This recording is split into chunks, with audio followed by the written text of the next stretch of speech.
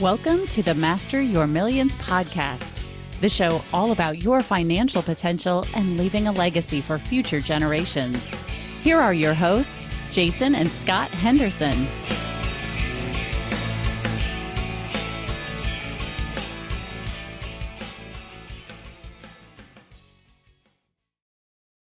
Yes, Scott, I'm excited to introduce our guest today. Bart Miller is a native of Rigby, Idaho, and a graduate of Brigham Young University who also speaks Japanese.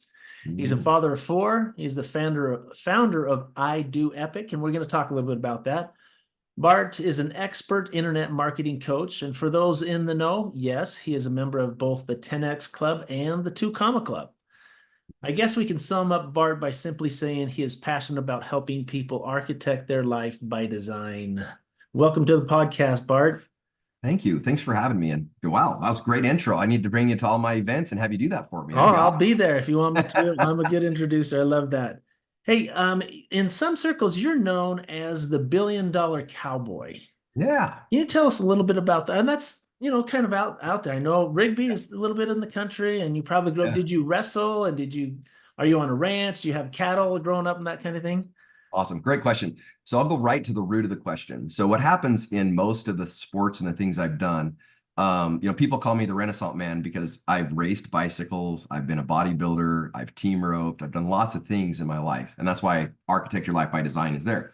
But back to what your question is I got out of team roping for about 4 years when my kids were just like, my older kids just had nothing to do with it. And they didn't want to go sit at the rodeos. They didn't want to go to the ropings. So I got clear out of the space. And I always said, when I come back into the space, I'm going to come back into it with a vengeance. And I did. I spent, I don't even want to tell you how many millions of dollars in coming back into the space. And when I did that, everybody's like, it's the $1 billion cowboy showing up, because I had my Louis Vuitton glasses on. I had the brand new 4-star living quarters, $350,000 horse trailer. I had, the nicest horses you could put money into. I had, all these things.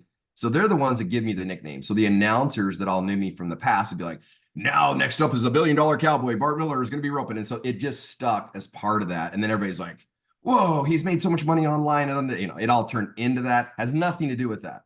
The nickname came because I got out of roping, came back to roping, and they stuck. The reason I'm called the GOAT man in cycling is because people think it's because how fast I used to climb, which was true. I was an amazing climber, loved cycling, but really became because I was at a Boy Scout camp up in the mountains in the Tetons, and those young men would not go to sleep one night. So I created the story of the GOAT man to scare the holy living crap out of them. One of these days, I'd love to share it with you, but at the end of the day, since then, that name stuck as the GOAT man. So I had license plates, all the things around that when I was in the cycling world. If you go back to the bodybuilding. So anyway, one of the things I teach in life and in business and how to become a master of millions, as you guys would say it is, most humans need an alter ego to become who they really want to become. If you look at Marilyn Monroe, if you look at Jack Black, if you look at all these superhumans that are out there, they don't live by their name. They have an alter ego. Beyonce, alter ego. And really, when you climb into the psyche, what happens is when I'm the $1 billion cowboy, I'm not Bart Miller. Therefore, you can diss on the $1 billion cowboy. You can do all these things. And I'm like, I don't care. That's not me. That's this person. That's my persona. And I can evolve in things that I normally wouldn't. And it helps me to escape a lot of healing I may need to do. Because Bart Miller might be offended by certain things. He might take it really personal. But the $1 billion cowboy doesn't care. He's there to win. He's got a whole different attitude about things. Does that make sense? Yeah. So, it's really, really interesting in life when I teach people how to create and architect their life by design. And I teach them, part of that is, let's really architect your new alter ego or your new persona. And then let's do this for this purpose. All of a sudden, they're able to go, I can do this. I don't have fears. I don't have these anxieties. So anyway, that's not where you're going, but you asked the question. That's how the name, the $1 billion cowboy, came about. I love it. That's fabulous. You talked a little bit about success, and you're a coach to help people really architect their life. Yes. What would you say are a couple of the top hacks you would say for success? It's a great question. So the number one is what I just taught you. Alter ego is huge, right? Because the number one thing I find with everybody I coach and most people I'm around is mindset. Like, they really hire me because they want tactics. right? I mean, that's what we always do. Like, I want to make XYZ. So therefore you're going to give me the tactics because you got a $10 million funnel. You've done multiple $2 million funnels. But reality is it's generally not that. It's implementation, and it's letting them get out of their own way in their own mind. Because once they see it and they can believe it, it happens. But when you can't see it and you can't believe it, you can't make it happen. So the number one thing I find with a lot of people and a lot of humans is okay, let's just one more step back. Here's a hack I teach them. There's only two ways you can get more time in life. You either buy it, which means I hire you to do the work, right? I buy time, or I buy the shortcut. I buy the recipe. And that's why when I talk on stage all the time, I always say, literally I say, Jason or Dr. J, whatever you want to go, Dr. J, if I wanted you to bake brownies, no recipe, no nothing, from scratch, could you do it? Without no recipe, I'd have no clue. Perfect. Awesome. And there's always somebody in the audience that goes, yes, I can. And it's awesome, right? It's cool. But here's the deal. Dr. J, if I said to you, I've got a full-on recipe and I've got all the things, all you got to do is one thing. And that one thing is follow it. Could you do it? I'm assuming so, yes. I would assume so too, right? Now, this is interesting though, Dr. J. Does the recipe care if you're poor? Nope. Does the recipe care if you're rich? Nope. It's got to care that you're a male, right? That you're a man. No. Oh, huh. Does it care if you're a female? No. Does it care what ethnicity you are? Shouldn't. Oh, wow. Interesting. So it only cares about one thing, which is what? That you follow it. Amen. So if I have the recipe of what you want and you hire me and you follow my recipe, should you get brownies? Yes. Right. Life is a recipe. You just got to find out whose recipe you want to follow and follow the damn thing. Everybody wants to give all their power away to something else because it's like, well, I want the recipe, but then they don't want to follow it. They want to add this, that, the other. They can't get my same results if they want to do that. They can't get your results either, Dr. J. So therefore, if you want to simplify life, act as if it's a game and act as if it's a recipe you want. And if I have your right recipe, hire me and let me get you where you want to be, but follow my recipe. Don't come in here and try to tell me your recipe because it doesn't matter.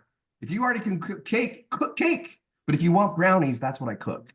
So that's the shortcut to life. You either buy a recipe, which gets you there faster because you understand the system. You no longer have to sit and wonder about it.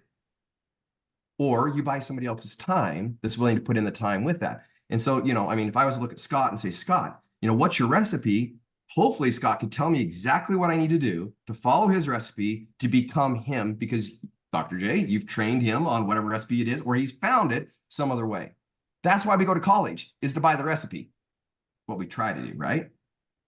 So anyway, there's my little rant on that. So I don't know if that answered your question that you wanted, but that's the number one hack when people hire me is I try to get them out of their mind, show them the recipe that they need to follow or whose recipe we got to go get it going and get them on the path of success. But 99% of it's right here.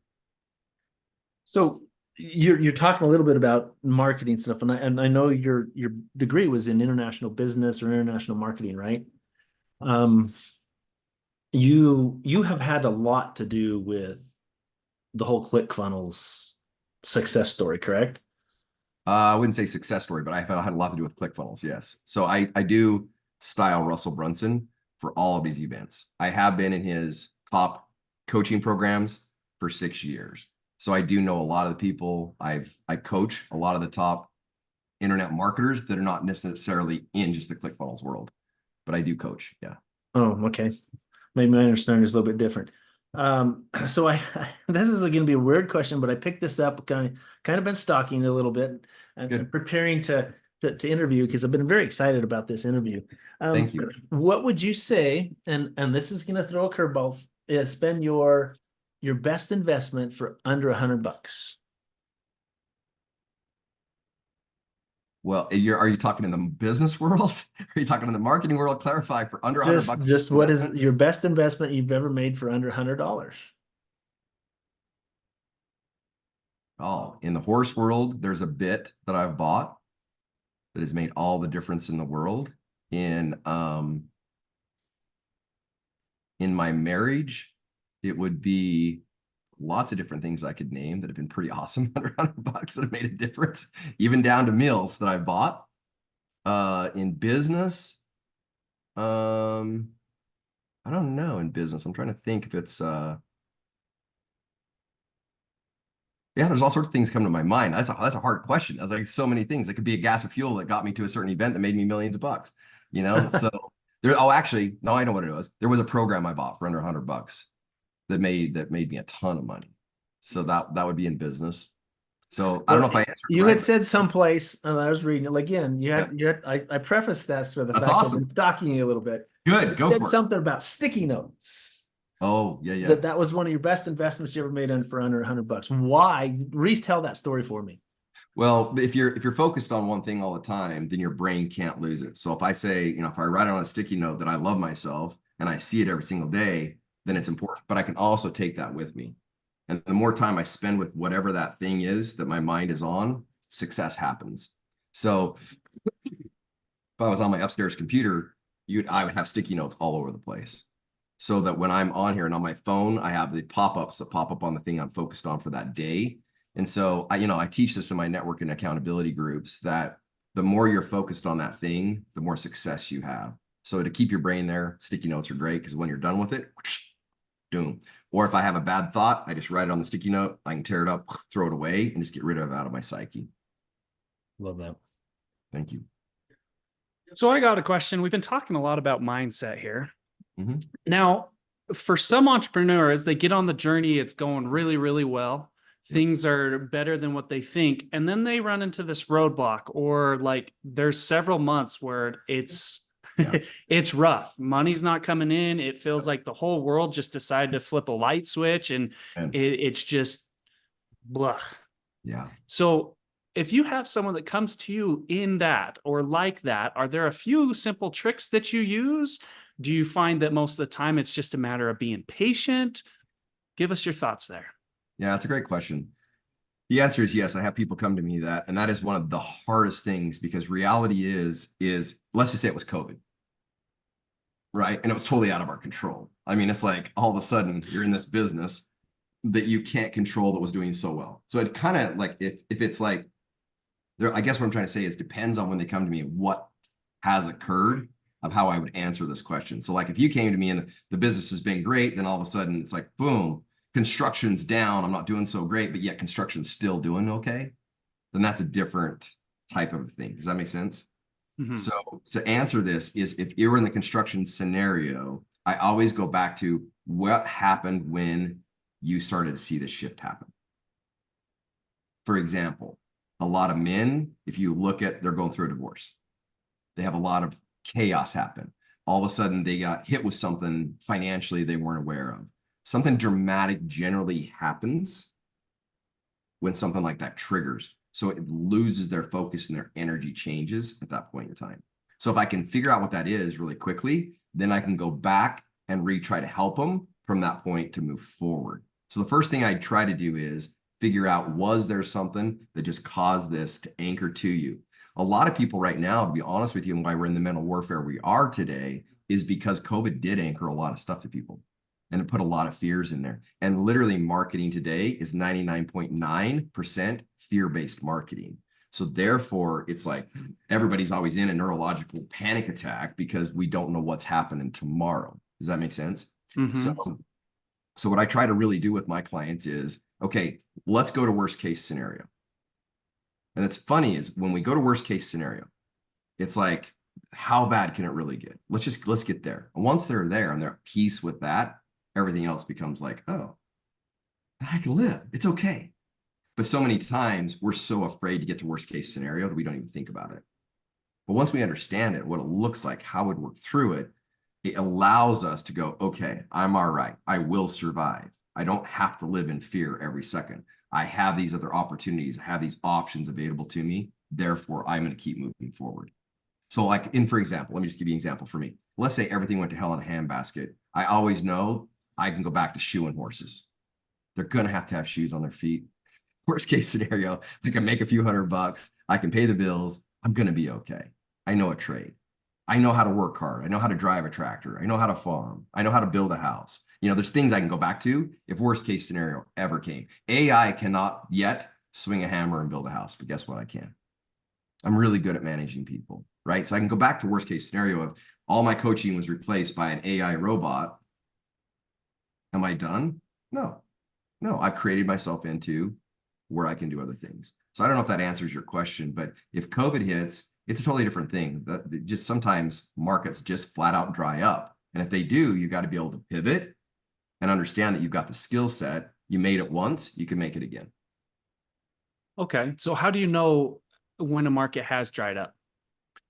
Yeah, I don't know that you can totally know, except for you can look at trends. Like we have this amazing thing to be able to go look at other experts. And if you see multiple people at the same time having issues, then you're probably looking at something's happening dramatically in that space. So therefore, we need to pay attention. If it's just you and the bigger players and some of the smaller players are not seeing issues, then it's you.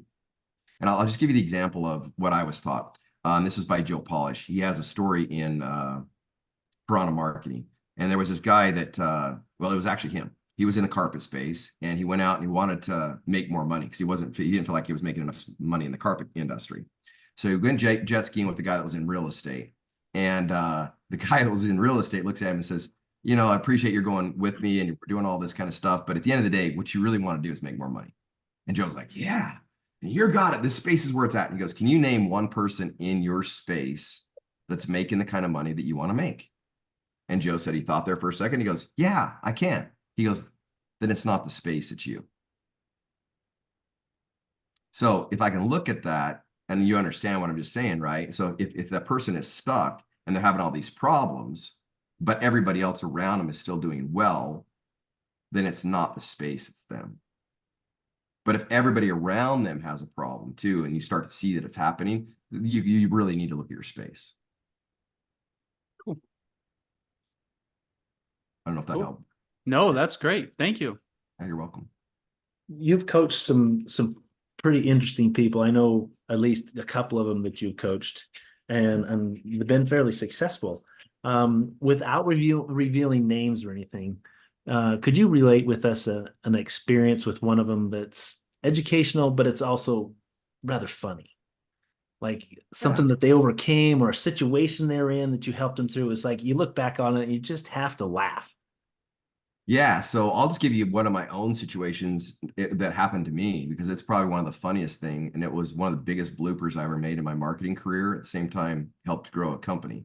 So I was with this company, I was the vice president, and I was running their stuff. We were doing great. Came up with this idea of how to help them monumentally grow their company, which was a way to take technology and put it into an automobile and have that automobile technology disappear. So you'd drive for so long and then it would disappear and then you'd be back to stock. And so our main people were diesel people at that point in time.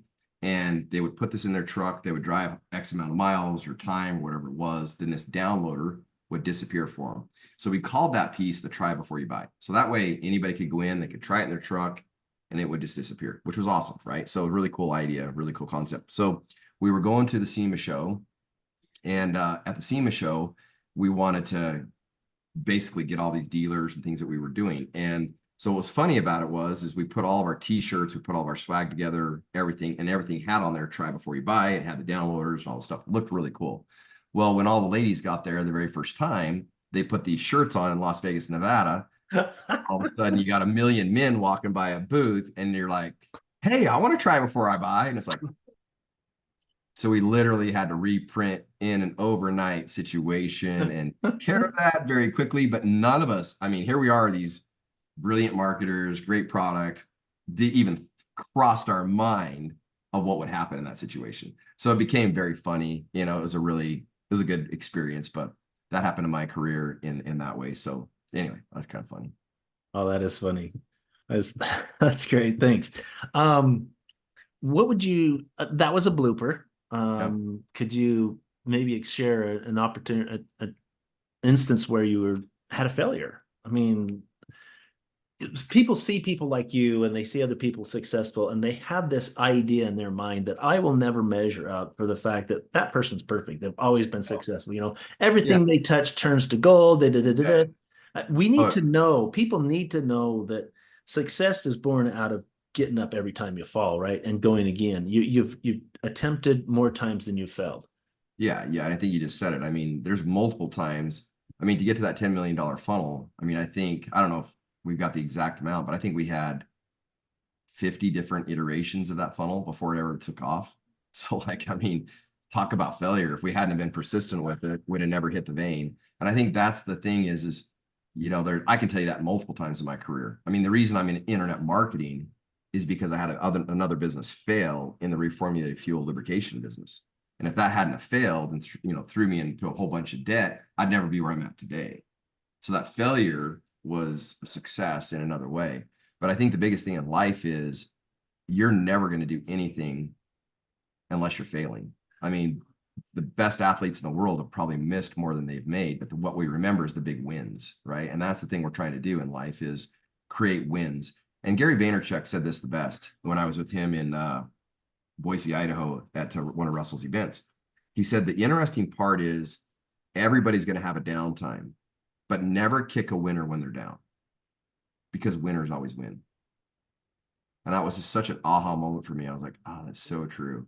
Because when we have these problems, things happen, people love it. It's like, oh, I knew it. So good. They're down. Like, let's kick them right now. Like it's just human nature, right? Sometimes it's like, whatever it is. But at the end of the day, always remember that a winner knows how to win. They're going to come back in some other form. And that's what you got to know inside of yourself. Are you a winner or are you just a player? And I always look at myself and I'm a winner. Like I may have lost today, but I'll win bigger tomorrow. I just got to keep going, and that's the difference in, it's the same thing I would tell you in a Navy SEAL. They don't go to buds for any other purpose but to see how mentally strong they are. Think about that. Yeah, they're physically strong, but what we really need those soldiers to be is more mentally strong than physically strong. Because if they're ever captured in combat, it does not matter how strong they are. It matters how mentally strong they are, or they'll give up every secret that they know, or they'll give up and never come back, or they won't survive. That's the problem in most of us as humans is we don't understand our mental capacity has to be so strong that we're not going to deviate, or when things do happen, we can still win. The alter ego you talked about earlier plays in with the same mindset there that you were just talking. 100% that helps them to, because you have your alter ego and you're saying, well, that person won't give up, or that ego wouldn't do it. Right? That can be part of it. But like if when I call you Dr. J, what does that do for you? Is it different than when I call you Jason? Yes. It is. You have a different persona about who Dr. J is versus who Jason is. That's why you have already created in your life an alter ego. You just have not played with that alter ego at the magnitude you could. Because Dr. J makes different decisions than Jason would make, like it or not. Dr. J's energy will be totally different when I call you that, or I'm at a party, or I'm doing stuff. It's going to be different than Jason. So you've already played with this in your own life. And we all do it in certain ways sometimes. We just don't understand what it's doing for us or what it can do to take us to the next dimension. So if Dr. J is always the winner and something happens in Dr. J's life, it's easy to go, well, Dr. J missed a few shots. Who cares? He knows the next basketball game, he's going to kill it. He's always won. But Jason may say, oh my God, I came from this background, my family, this, that, the other, because he doesn't understand it all. Like, right, so when I rope, for example, I am the $1 billion cowboy, but the persona I take on is Trevor Brazil. Trevor never misses. Trevor is amazing. He's so polite in the arena. Trevor rides the nicest horses you can absolutely find and play. Trevor also happens to be one of my friends. So I've been able to go be with him, be in his presence, see him with his family, doing all the things. He is who I want to be in that arena. Because when I'm Trevor and I'm roping, I don't have to worry about missing. Because if I do miss, everybody knows the next year I'm going to win. But Bart Miller was a little boy that couldn't afford to rope. That's why I do my network and accountability calls, is because just like today, I literally give one of my horses, not give them, they're using one of my horses for a young girl that can't afford a horse at that level to be able to rodeo. I sat on the fence and watched all my friends rodeo. I watched everybody else fulfill their dreams in high school because I couldn't afford to. That Bart Miller, when he goes to a roping, gets anxiety to pay $1,000 for an entry fee. Trevor Brazil doesn't. It's a big difference. So when I go there and I'm Trevor, it's like, you want 5,000? I don't care. I'm going to win it. Got it. Got this. I literally put on my Trevor Brazil glove. I go through a whole mantra. I do my whole thing, and I go out there and crush it because Trevor wins. But Bart Miller still has trauma from when he was younger that he's working through to fix to be able to be there as Bart Miller. And that's why Beyonce just killed off Sasha. Sasha Fierce was just barely killed after how many, 6 years of Beyonce? Because now she's whole. She can be okay being that. See, so anyway, I mean, this is deep psychology stuff. Yeah, no, it is. So I'm almost feeling like you have more than one persona. That's why I'm called the Renaissance Man. I do. When I'm in cycling, I'm the goat man. I'm not Bart Miller. When I'm in team roping, I'm the $1 billion cowboy. Trevor. When I'm a bodybuilder, I'm different. Like I've done this to understand how to become what I want to become in life. In pickleball, I'm somebody different. I mean, so the answer is yes. I'm not afraid to step into the people I want to be and solve the problems faster because I know that my psyche can do it. Like if you look at people who have multiple personalities, it really explains this very quickly. There's one person that has 12 multiple personalities, okay? 12. Imagine that in your life, 12. 11 of them are allergic to orange juice. 11 of them are allergic to orange juice, but one of them's not. This is a human living in the same body, but 11 personas. If he drinks orange juice, deathly ill. But the other one's totally fine. Drink gallons of it, no problem. That tells you how much this is being run, you guys. Wow. Right? So is it the, for lack of terms, I'm thinking of it more like a walk-up song in baseball. That pre couple of actions that you take that helps you shift into that. Absolutely. It does seem like I'm just thinking in my own life, like when I go play basketball or some of these other things, like I can switch, but sometimes you slide back and all of that. Totally do. That's why you need the token. Because when you do switch back, Scott, so let's say that let's say I'm in the arena and I miss a steer and I go into the Bart mode, right? Like, you know, and all the things that start coming to the panic attack of what I would do, right? Even though, let's be clear, I have enough money, it doesn't fucking matter. Excuse my language. It doesn't really matter. But at the end of the day, Bart, it does matter. So what I do is I take that glove off and I re-put that glove back on and become back to that alter ego. That's how you clear the mechanism. That's why every alter ego needs a token. So whatever you wear, if you have a Tony Robbins necklace and you're struggling with something, you can take it off and put it back on and say, now I'm Tony Robbins. I can think like Tony Robbins. It resets the mechanism. And that's how you do it, is through a token of some sort. So if you're playing basketball or you're playing baseball, that song can be that token. So let's say you have a problem, you just go back to that song, reset your brain. That's your token. Cool. That's awesome. What would you say are the three biggest myths or problems that you run into that people have in their mind of standing in the way of success, or what they believe success is? I mean, what are some myths around that you just want to erase from everybody's mind? That's good. Yeah, this will get a little sensitive. So there you go. I'll be bold with you, but it is that they have had beliefs installed inside of them that aren't their beliefs. So what I mean by that is that they were taught since a little kid something that they assumed as their belief, when reality is, if they really researched it out, they wouldn't believe it to be true. If they actually went to For example, I mean, I remember my dad saying often that money doesn't grow on trees. Exactly. Right. That is a complete myth. So that's an example of what you're talking about. So keep going. Exactly. So exactly what I'm talking about. Hold on, my wife just sent me. So keep going where I'm going is so many times we don't understand what brainwashing really is. There was a gal, for example, and how I really got hooked on this fascination wise was not that I didn't understand it, but I didn't understand it at this level. There was a gal named Elizabeth Smart. She was a gal that was actually kidnapped in Utah. It's quite a story. She wrote a book on this. And I was like, blew my mind of what could be programmed into somebody in such a short period of time. So at that point in time, I was like, whoa. I mean, my world just opened up to me, like, what has been programmed in me by, let's say, government, by parents, by all these things that I've assumed that they're my beliefs, but I really haven't dove into them and researched enough and put time into to find out if they are or they aren't, or how they got into me. Why do I believe this or that or the other, right? So I started chasing all sorts of rabbit holes, which we don't want to go in here right here. But my point is that if I could erase and teach people that it's okay to stand in somebody else's shoes and literally look at it from their perspective, they may be able to change their beliefs. They may be able to know that that was installed in them versus them choosing the belief.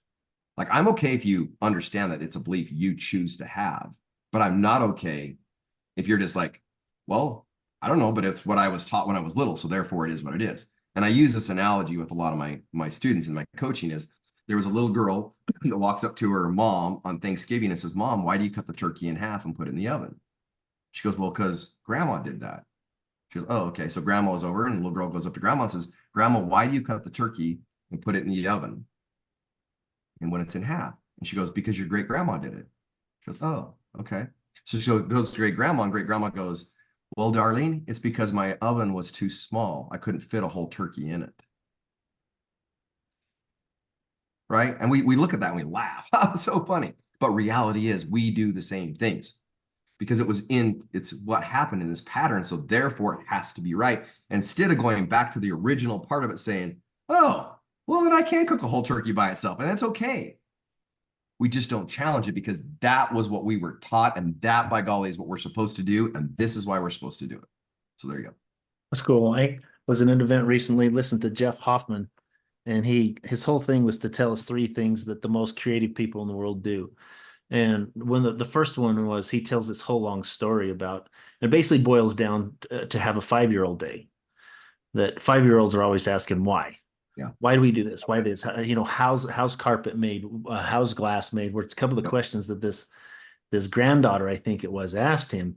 And he says, you got to intentionally have a 5-year-old day or a why day every so often and ask why about everything you do.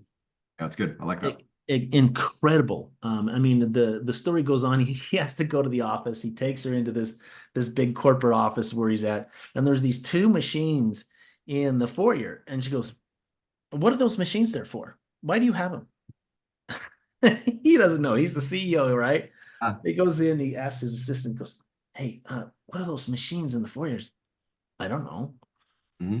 And so then he calls his CFO and he goes, why do we have those machines in the foyer? He goes, I don't know. He says, by the end of the day, you better find out and call me back. So towards the end of the day, he calls back. He goes, well, I got some good news and some bad news. He goes, well, what is it? He goes, well, I know what those are. Those machines are the machines before we had PowerPoint. You make reports and you print them all out and you put them in a machine and punch holes in it and make a spiral and bind them for you. He says, we have 2 of them.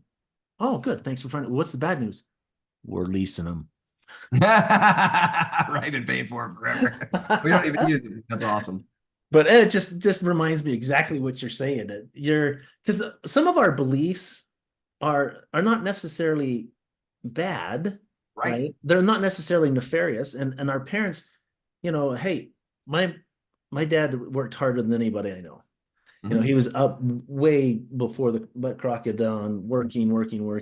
He's a World War II veteran. He did nothing more than to work. In fact, I think his medication of choice from having PTSD as a prisoner of war was to work, right? And so I was taught the hard work. The harder you work, the more you're going to make, right? If you want to make more money, then you work harder, which is another belief, limiting belief. Amen. Not necessarily bad. We don't hold it against our parents. However, we need to question those. What did we learn in school? And so what you said was just spot on. Okay, so that's one myth. Is there another myth that you think that people have about success? The other myth is we think we can hire a coach that's smarter than ourselves in our subjects instead of going to our future self and talking to them and being honest with ourselves. We don't like to have a reckoning with ourselves. We like other people to do that for us and get on our side. I can't lie to myself, but I can lie to you and you'll be like, oh, that sounds good, Bart. No, my wife is being so mean in this. And, Dr. J, like she's just abusive to me. And you're like, oh, Bart, I get it. I'm on your team. Like she kind of can be that way. Like I could see where you're happening on that. But reality is when I go to my future self and I sit with, I go, really? She's be that way because of me and I'm causing these problems. Like I can't lie and I can't get myself on my own team. We can't be afraid to sit with our 85-year-old self and measure ourselves of what we expect to have at 85 years old. Because when we talk to our future self knows the truth. It knows how to push you and drive you. It knows if you're giving it your best or not giving it your best. You may look at me and say, Bart, you're the hardest worker on planet Earth. But my future self knows if it's true or not true. It's nice to hear it, but reality is I need to know it for myself. So we don't make an appointment every week, just like this why with our 5-year-old self. We don't make an appointment with our future self and have a gut check with them. Interesting. Okay. One more. Pushing you here. You are doing great. I will tell you that I would say the third thing I would tell everybody is that you've got to live for right now. The past is great to touch back on, but it doesn't matter. It's happened. And the future, we just don't know. So live for today. And so many of us live for tomorrow. I see my father, he went for years a school teacher saying, I'm going to travel, I'm going to do all these things. When he got to retirement, his health wasn't capable of him to do all those things. So he lived for the future, so he never got to see the world. If he'd have lived for today, he would have scheduled things and went. And that's why for me, I live for today. If I want to do something, I get it on the schedule. We're going to go do it because I don't know if I have tomorrow. I don't know if one of my kids could get in a car accident or something crazy could happen, or myself. And that alters the future. So live for today, live for you for today, and allow your life to grow with you, not live for the future all the time. Oh, I'll do it when this, I'll do it when that, we say that all the time. And you just don't know. I cannot guess, and I can't live in the past. Reminds me of a book I read. One of my favorite books I've read recently is called The Gap in the Gain. I don't know if you've heard, it's just like, yeah. And so you're always, if you're looking to the future, or like he talks about getting to the horizon, you never get there. And when you get there, the horizon is moved. The future is, I'll be happy when I make, 6 figures. Olympic gold medalist or whatever it might be. Yeah, whatever. And you get there and it's always changing. So you got to measure your success and your happiness backwards from where you are. And that you should be basically embarrassed who Jason Henderson was 5 years ago. Yep. Right? Because I'm so glad I'm not that guy, that I have progressed and I'm better than what I was there. It's just a great book. So you obviously have read it. Scott, do you have any other questions?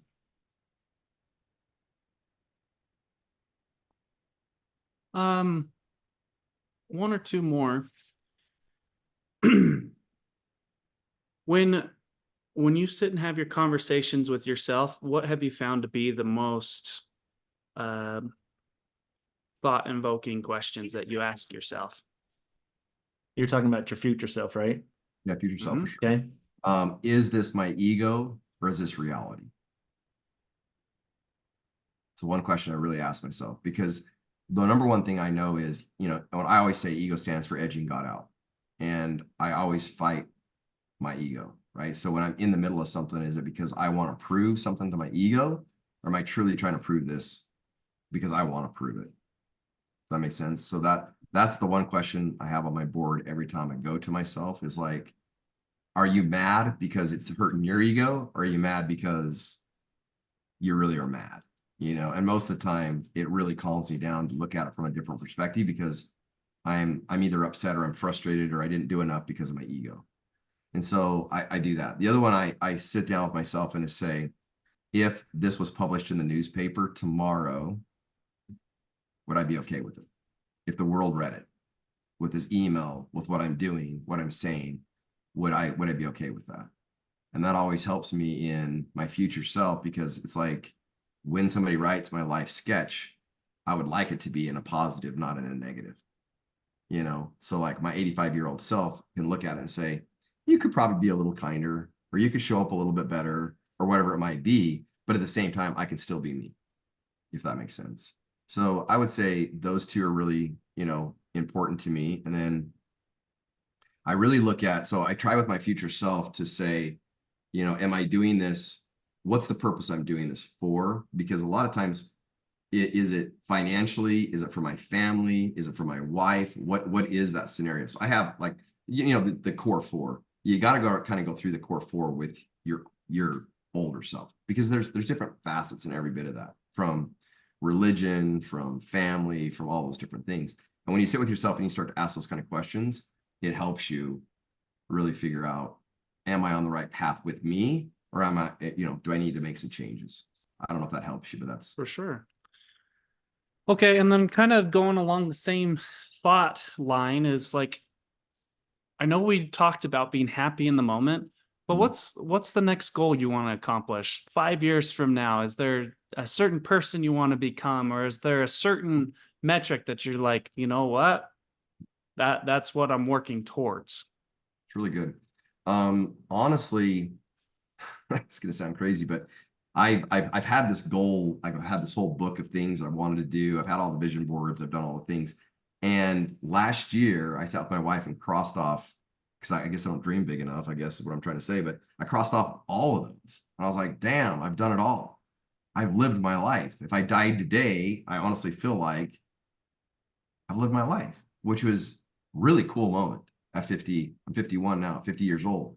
And I can tell you that, yeah, there is, I guess. But reality is I feel very fulfilled right now in life. And I'm really excited about what I've accomplished in life. And I'm really excited, like I was telling your father, Dr. J, here just a second ago, I'm going to become a grandpa. So yeah, I'd love to just install some of those other things that I fought my whole life into my grandkids and into the other people, to where they don't have to fight as hard as I did. And they don't have to struggle in some of the things that I struggled in. And so that would be my 5-year goal, is to leave a legacy behind of things that can help them excel faster, and not live in a fear-based world, but live in I got this world. I've thought a lot about what you're saying with legacy, and that's right in line with what I do, and particularly with the infinite banking concept. But if I imagine, someone in my posterity was a grandchild or something, telling either their child or someone, oh, that's great grandpa Jason, or whatever it is. Yeah. And then what would they say? Yeah. He was a scoundrel. He, Right. Left us in poverty, or this is what I learned, and I never met him. Right. Because I read his journals, or Right. we have this vacation home, or whatever it is. It's interesting to think along those lines of what is it that future generations will actually look back and say about us. It starts to become something, once you hit 50, I guess maybe that's it. Beyond there, I'm not calling you old, although I will. Oh, no, I'm with you. Or maybe I once think you there's get your different stages of kids. life. Yeah, can be that Once too. you get your grandkids, because Jason just barely became a grandpa. I had my first about 3 months ago. So Okay, cool. That's good to know. So That's we're in awesome. the same boat there. Yeah. Yeah. And it's just different stages of life. I mean, I teach this in my deal. There's seasons to life, there's seasons to business, there's seasons to all things. And we need to know what season we're in. And that helps us to make the decisions we need to make. Because what we do in winter is way different than what we do in spring. It's way different than what we do in fall. But we don't understand that in life. And right now, I'm in a different season of my life, which means my thinking and my thought process is different because of that reason. Where you're in a different season of your life with your first kid. It's really exciting. You know what I'm saying? But how we react and how I would coach you needs to be different for the season that you're in. Right. Now, Bart, we're running out of time here. It's been so much fun to interview you. Thank you so much for coming on. Were we able to maybe put some contact information? idoepic.com. Is that the right one? We'll put that in the show notes, everyone, Awesome. that they can reach out to. I don't know, if you have something that you want, some way to people be able to reach out to you, we'll put it in the show notes. You can just let us know. I was surprised though a minute ago that you didn't say that you wanted to be a national champion pickleball person, because you seemed like you've gone into pickleball pretty heavily recently. So, maybe the senior games, gold medal at senior games Right? down in St. Totally. George or something, that would be cool. There you go. That'd be fun. It'd be worth it. Let's go. Yeah. Scott, go ahead and take us out then. Okay. Well, thank you again. We really do appreciate you coming on. Guys, just like Jason said, if you'd like to connect with our guests, check the show notes down below. Or if you'd like to connect with Jason or I, you can also see the show notes down below. We're on Facebook, Instagram, Twitter, whatever is easiest. And last, remember that mastering your millions all starts with your mind and your team. Make sure they are the best. We'll catch you next time. Thanks for listening to Master Your Millions with Jason and Scott Henderson. Check the show notes for any links or contact information about today's guest. Make sure to follow the show so you don't miss any future episodes.